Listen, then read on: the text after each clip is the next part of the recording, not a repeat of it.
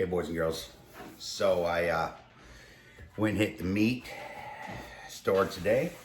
Had to re-up. They had some good sales going on. Now I've mentioned before, previous videos, things like that, not recently, but I always buy roasts, buy full roasts, either New York strip. I do either strip loin roasts, ribeye roasts, things like that, and then take them home, butcher them up how I want them. You get to eat good meat, and you're not just going to the grocery store dropping 50, 60 bucks on a pack of 4 ribeye steaks, things like that. You know, you can eat that stuff all the time. It just saves a lot of money. I get to enjoy good meat. Now, I'm sure most of you know, I like to do prime ribs. My favorite. It's just is one of my favorites. Prime rib, salad, fries, man. Simple as that. If that was my last meal, I'd be happy. But it's been a couple of weeks since I actually got to do a prime rib. So, because my last roast I got was a strip loin, and there just hasn't been any good sales, no good deals. So I did get a good deal. This time I wanted to try something.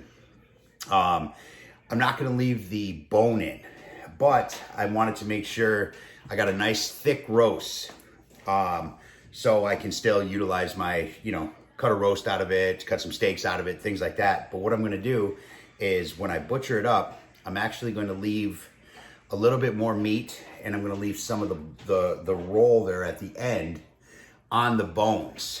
And I am going to slow roast the primal cut of the ribeye and enjoy some serious beef ribs.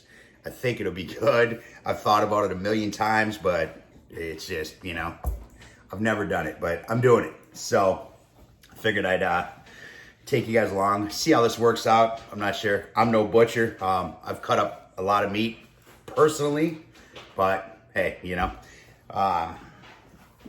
this is what we got, and let's see if we can make this work. So here we got our big boy here. Nice marbling. Good looking roast. So what my plan is I'm gonna leave some of this on the back, and I'm going to leave some of this meat connected. I don't want to take too much because I still want to be able to cut some nice steaks out of it, but I prefer my steaks thicker than I do larger, just for cooking reasons, things like that. So I can, with this nice thick roast like this, I can definitely take more meat off than what I would typically do. So I figured this roast is a perfect one to start. So I think how I'm gonna go about doing this is, got my bone here. I'm just gonna make a little mark so I can see where I'm working. And then I am going to, man, this is I'll probably leave about a good half because we got all this meat inside as well.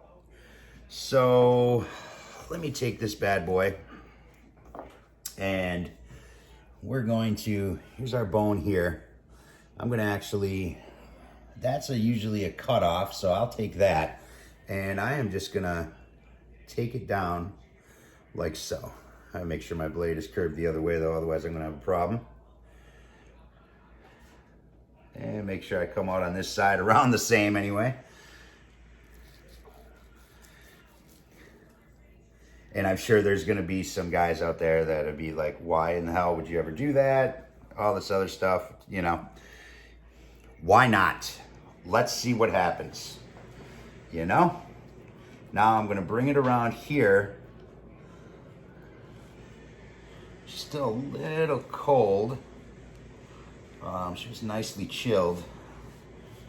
But I'm gonna come out, I wanna come out like right around there. So, all right, now we got a good jumping off point on this end. I'll tilt my blade down in there like that. And I will come across just like so. Let me find my, there we go.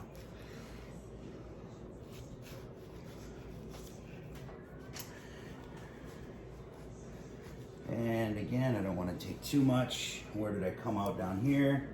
And I'm gonna bring her around. So, now that I got that kind of marked out, come in here with a little more force, a little more power, and see if I can't just take this bad boy right across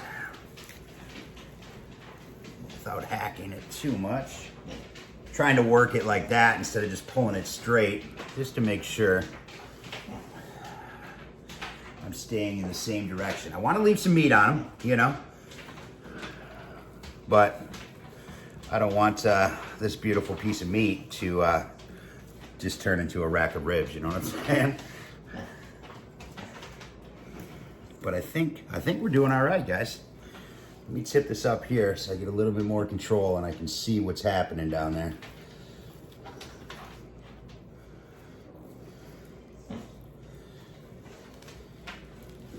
Yeah, my center is definitely way colder than the rest of it. Could have let it sit out a little bit, but I figured I didn't want it to be too soft, you know? I wanted to be able to manipulate it a little bit. But I think we're doing all right, guys.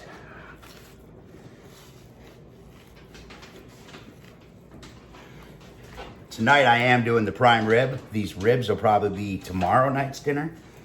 You know, just so everybody can get sick and tired of beef all in one week, you know. Yeah, I think this is actually doing well. I think we're getting her, guys. Oh, my blade twisted a little bit there. Yeah, this center part is damn near frozen in there. I just want to make sure I come out at that right point in the back.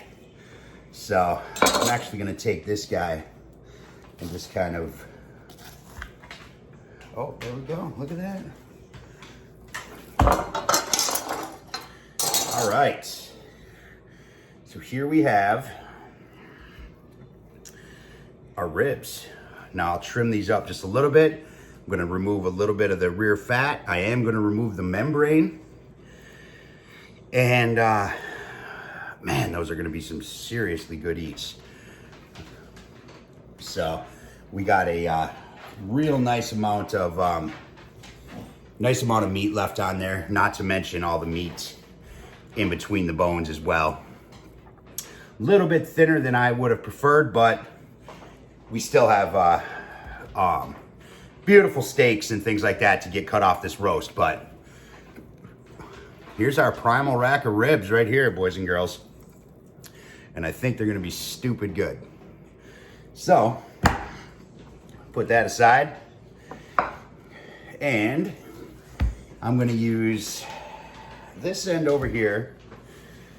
And let's hack off a nice little prime rib for tonight. There's 4 of us, so we're gonna go right about there with this bad boy. Again, it's still frozen. Now my hands are slippery as shit, so. Give me 1 second.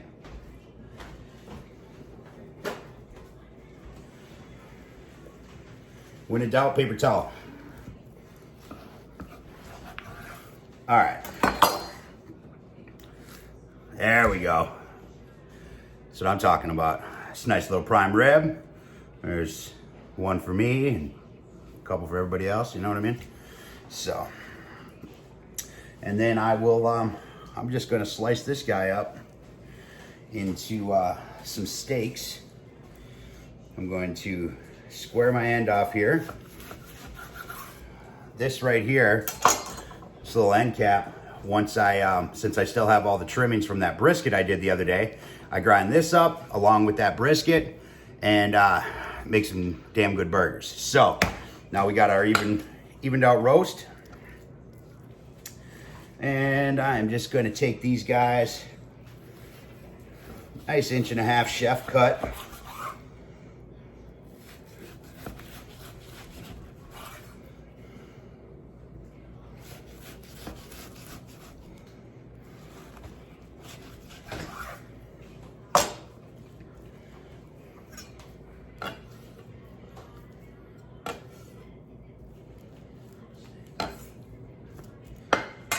just like so.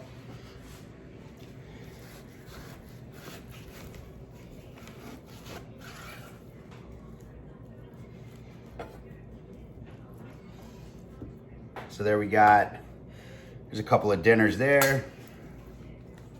Now, just for my wife, because I love you, dear, some thinner ones, because she prefers a thinner steak.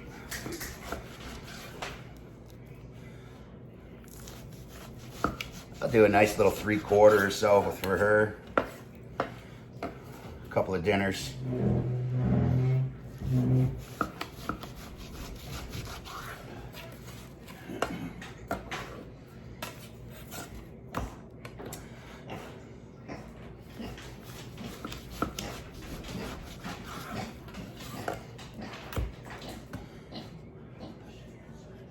That's a good looking couple of steaks right there.